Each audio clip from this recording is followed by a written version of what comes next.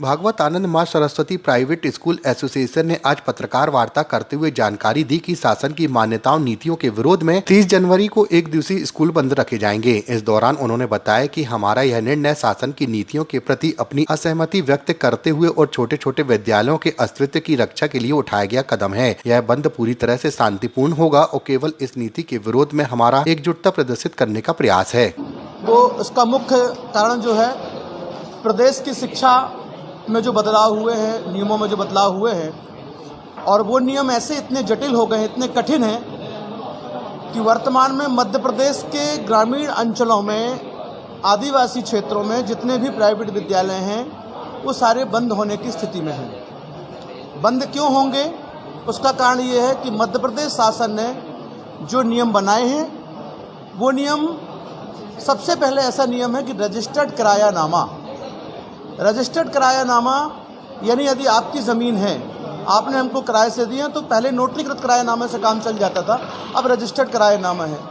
Government RTE की fees को 3-3, 4-4 सालों में दे रही है।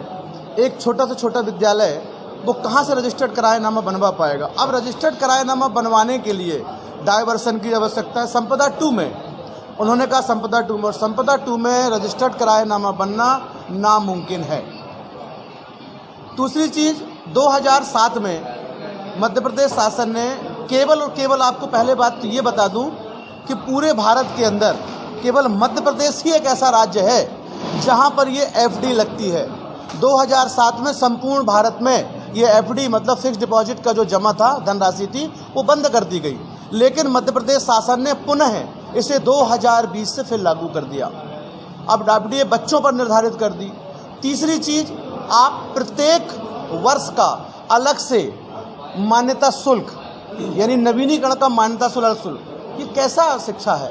जब आप आरटी एक्ट की बात करते हैं, राइट टू एजुकेशन की बात करते हैं, उस राइट टू एजुकेशन में निःशुल्क शिक्षा एक शब्द है। निःशुल्क शिक्षा, कैसी निःशुल्क शिक्षा है ये?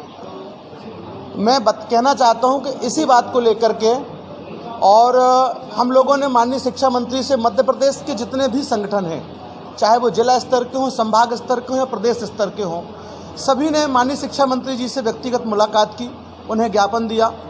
और माननीय शिक्षा मंत्री जी पिछले 15 दिनों से लगातार सिर्फ एक ही बात कह रहे हैं कि हाँ, मान्यता वृद्धि हम एक वर्ष के लिए मान्यता वृद्धि कर दे रहे हैं, और आप लोगों को हम बीच का समय दे रहे हैं। जब तक आप इस समय के, जो समय हम आपको दे रहे हैं 1 वर्ष का, उस समय में आप अपनी व्यवस्था कर लीजिए।